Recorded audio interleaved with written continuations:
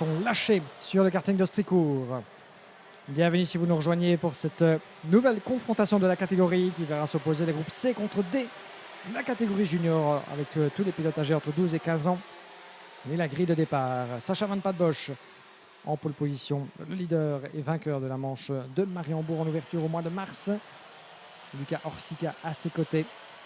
Arthur Wang, sacré champion de Belgique mini, qui fait ses classes pour la première fois de sa jeune carrière du côté des juniors avec Lino Durand qui l'accompagne sur la 4e place de la grille. Patrice Kowalewski qui est pour l'instant en 3e position du classement provisoire du championnat avec Rocco Coronel juste devant lui au niveau des points.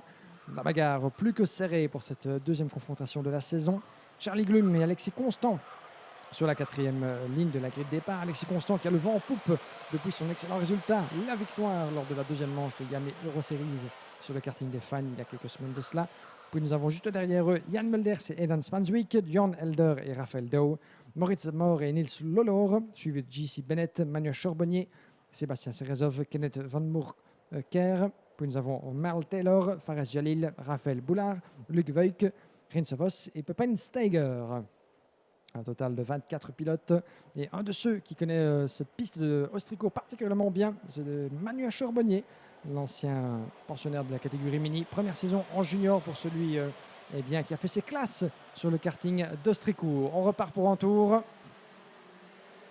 Tour supplémentaire pour mettre les pneus à température et parvenir à conserver ces enveloppes d'une part de la bonne fenêtre d'exploitation, mais surtout former la grille de départ. Sacha Van Pattebosch, Luca Orsica sur la première ligne de la grille, on le disait. Pour l'instant, au niveau du classement provisoire, Van Pattebosch, Kowalewski, Coronel, c'était votre top 3 lors de la manche d'ouverture à Mariembourg. C'est à 1-2 de Victory Lane au niveau du classement provisoire. Alexis Constant avait terminé 4 avant Todd Buckley. Spanswick, Romeo Roussel, c'était tous les protagonistes évidemment de cette catégorie junior pour l'entame du championnat. La saison précédente en junior, c'était un certain Aaron Ferrazzano qui avait fait main basse sur le titre. Aaron Ferrazzano qu'on retrouve, tout comme Paco Moisenberger, en catégorie senior. Tibor Ramakers, vice-champion l'année passée pour un petit point. Juste à la conclusion du championnat à Mariembourg, dans le dernier tour de la finale. Si vous étiez avec nous pour cette première épreuve diffusée en Mondovision via notre live stream, c'est encore un souvenir très frais dans les mémoires. En parlant de dépassement dans les derniers instants, un certain Noah Maton nous a gratifié d'une superbe manœuvre sur Saint-Balota dans le dernier virage. Verrons-nous pareille tentative du côté des juniors? C'est tout à fait possible. C'est même hautement probable. Le peloton qui se représente, les feux s'éteignent, on est parti! Excellent envol de Sacha Van Pattebosch qui s'aligne pour le virage numéro 1. La première courbe qui passerait à fond en temps normal, mais ici, chacun des pilotes doit se garder, doit regarder un petit peu sous la pédale, sous peine évidemment de se retrouver dans les pâquerettes ou alors d'aller toucher les roues avec un de ses adversaires. Ça se passe plutôt bien pour l'entièreté du peloton, tout le monde en piste avec nous. Van Pattebosch qui en profite évidemment pour creuser l'écart, juste devant Luca Orsica, je pense, qui vient se frayer un passage là-bas. Bien joué de la part de Luca Orsica, le pilote numéro 127, le pilote tchèque qui évolue ce week-end. Luca Orsica, on le rappelle, sous les couleurs du team Rave Racing. Mais je pense qu'entre-temps, c'est Patrice Kowalewski qui vient de monter en 2e position, effectivement. Excellent envol de Patrice Kowalewski, le numéro 144, un des jeunes loups du team Delray Racing, qui porte donc en 2e position le châssis TD Kart. Excellent envol et quelques premiers virages qui ont donc porté leurs fruits pour Patrice Kowalewski, 2e devant Arthur Wang et Luca Orsica. Premier tour de bouclé. Van Pattebosch, Kowalewski, Orsica, Arthur Wang, le jeune pilote VDK Racing, 4e devant Charlie Glum, 5. Et nous avons le numéro 115, Lino Durand, qui est passé de la 4e à la 6e place devant Alexis Constant, Rocco Coronel, Jan Mulders, Raphaël Dow, Jan Elder. C'est ici maintenant que les pilotes commencent à se placer. Rocco Coronel avec le casque orange, vous le voyez pour l'instant pris dans un sandwich où l'on retrouve Durand, mais également Constant et Jan Mulders. Ça se tambourine déjà très sauvagement dans ce 2e tour. On ne met pas de gants évidemment dans cette catégorie junior, toujours hautement indécise. Je ne vous parle pas des catégories que nous aurons demain dimanche avec les mini-rookies et les mini, parmi les pelotons les plus agités du championnat de Belgique. chaque catégorie, évidemment, son lot de surprises et son lot de bagarres à chaque week-end. Je rappelle ce dimanche, un programme ô combien chargé nous attend, avec les mini-rookies, les mini, on le disait, les Masters et les Senior Cup, ainsi que les Super Shifters, la catégorie des cartes à bois de vitesse. Donc, notez-le dans votre agenda. La deuxième partie du week-end du championnat de Belgique. Les juniors et les seniors, évidemment, sont les stars du programme aujourd'hui et hier. Mais demain, encore beaucoup de spectacles qui nous attendent. Avec plus de 240 pilotes inscrits pour cette deuxième joute de la saison. Un drapeau jaune que j'ai vu du coin de l'œil. Vous l'avez sans doute aperçu ici sur notre live streaming. Je tente de voir de qui il s'agit, avec un pilote peut-être en difficulté là-bas dans le premier secteur du circuit. On y reviendra d'ici quelques instants. Pour l'instant, eh bien, à nouveau, j'ai envie de dire, c'est bis repetitia au niveau du profil des courses en tête. Un écart stratosphérique que Sacha Van Papenburg vient de se creuser. Comme lors de sa première manche, eh bien, le jeune pilote néerlandais est parvenu à maximiser ses premiers tours. Il est nulle part à voir pour le reste du peloton. 1 seconde 9 d'avance au précédent pointage. 2 secondes 3 désormais sur Patrice Kowalewski, Luca Orsica, Arthur Wang. Nous avions Rocco Ronel et ce groupe est mené par Charlie Glum. C'est à partir de la 6e place avec Alexis Constant, Leo Durand et Dan Spanswick. 10e place pour CJ Bennett. Et ça se tambourine un petit peu là-bas. On est encore dans les premiers tours de cette manche qualificative. Mais les pilotes sont bien décidés à faire la différence autant que possible. Des écarts vraiment tout à fait conséquents en tête de cette épreuve. Comme hier, Sacha Van Papenburg est occupé à nous bâtir son week-end. Et on se souvient qu'à Mariembourg, eh bien, il avait été particulièrement intouchable, le jeune pilote néerlandais.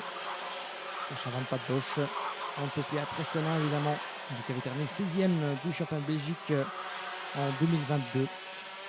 Sacha Van Papenburg, dont le meilleur résultat, eh bien, il est allé le chercher à Genk avec une belle deuxième place à l'issue de ses manches. Il avait terminé 4e en conclusion du championnat à Mariembourg.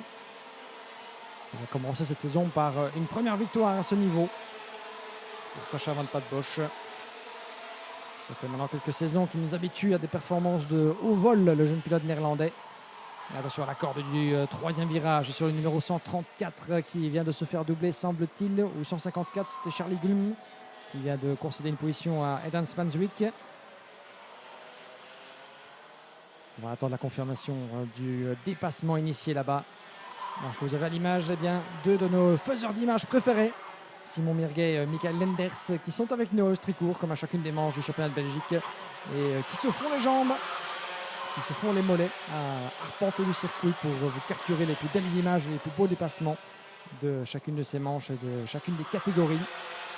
Je rappelle évidemment que le résumé de course, le résumé vidéo, vous sera concocté au cours de la semaine prochaine, est disponible sur la chaîne YouTube du RACB Sport sur YouTube. Et vous aurez évidemment sur la page Facebook officielle de IAME Belgium le résumé en vidéo, en interview d'un week-end de compétition.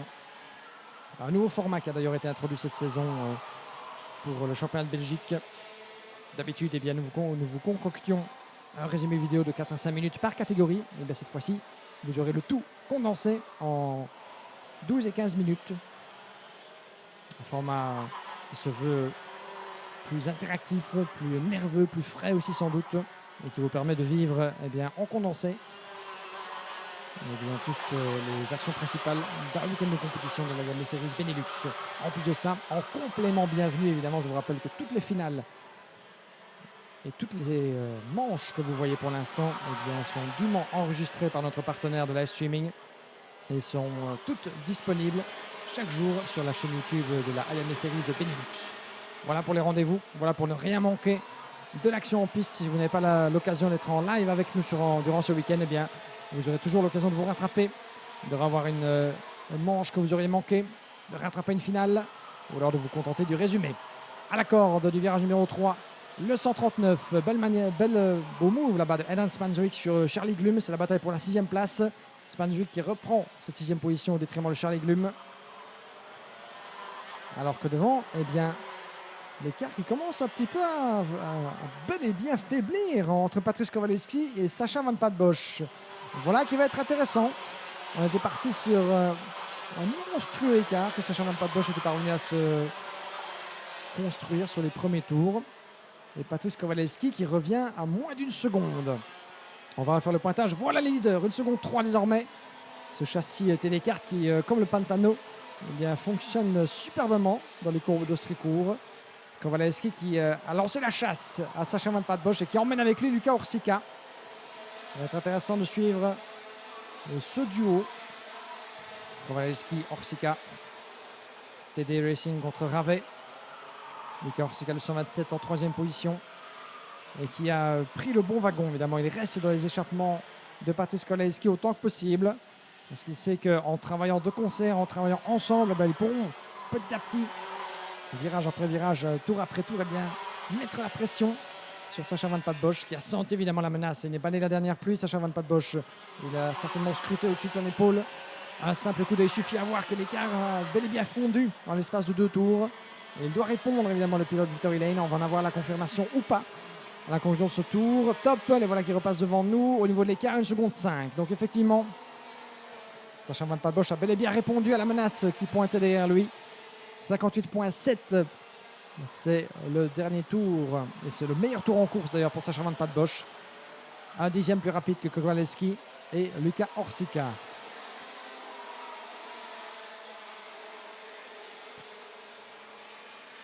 Donc quoi, ça fait partie aussi d'une forme de stratégie certainement pour Sacha Van Poppel, en concertation permanente avec son mécanicien en bord de piste.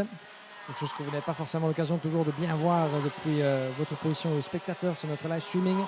Mais le bord de piste, évidemment, vous avez tous les mécaniciens, tous les membres des différents teams, évidemment, qui sont là pour soutenir l'effort de leurs pilotes, qui sont là pour les nourrir en instruction, à coup de gestes, à coup de langage des signes.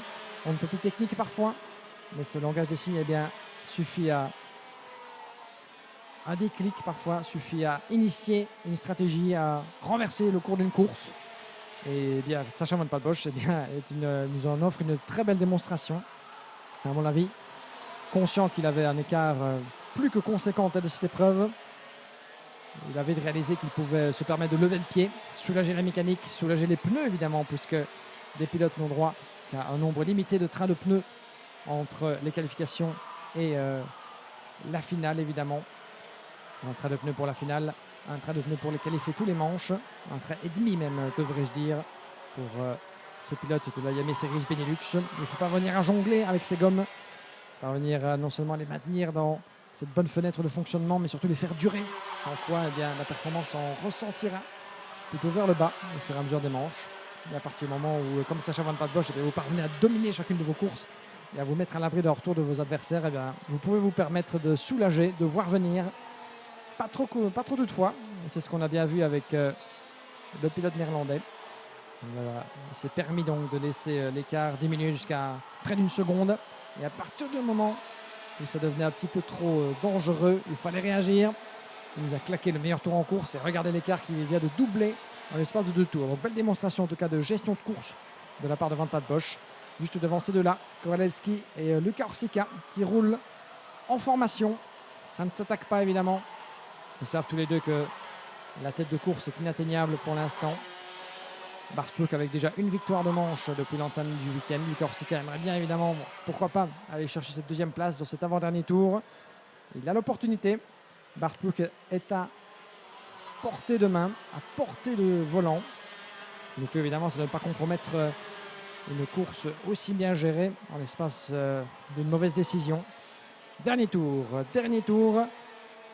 Rocco Coronel, quant à lui, est bien remonté depuis la 6e jusqu'à la 4e place. Il avait perdu quelques plumes lors de ce premier tour. Rocco Coronel le voilà 4e devant Arthur Wong dans le Spanswick. Et je cherchais Spanswick, mais où est-il? Il a perdu des plumes dans le Spanswick. Malheureusement, passé de la 6e à la 8e place au tour précédent au profit de Alexis Constant. Charlie Glum 7. Nous sommes toujours en compagnie de Patrice Kowalewski et Luca Orsica. Je ne pense pas qu'il y aura forcément changement de position. Luca Orsica qui va sagement sans doute rallier l'arrivée en 3e position. Ne pas tenter le diable, engranger un résultat. Alors que devant, eh bien, ce sera le drapeau à damier qui va accueillir pour la deuxième fois du week-end Sacha Van Patten-Bosch, de la peau du leader et du vainqueur. Victoire, la deuxième donc pour Sacha Van Patten-Bosch qui aura dominé à nouveau de la tête et des épaules cette manche qualificative. 2 courses, 2 victoires pour Van Patten-Bosch. Ne cherchez pas plus loin le favori grandissime de cette catégorie junior, comme à Mariembourg. Van Patten-Bosch qui est occupé à montrer à la concurrence que c'est moi le patron, plus que jamais dans cette classe depuis le début de saison. Et le reste du peloton qui franchit le drapeau à damier. 4e place donc pour Rocco Coronel devant Arthur Wang et Dan Spanswick. Avec ses constants, et nous avons à nouveau un léger souci de live timing qui va se mettre à jour d'ici quelques instants. La classification qui va apparaître même d'ici quelques instants sur votre écran.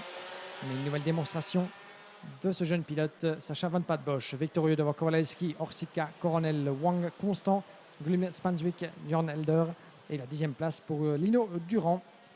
11e position pour JC Bennett devant Jan Mulders, Rins Vos, Fares Jalil et Manuel Charbonnier qui prend le 15e rang.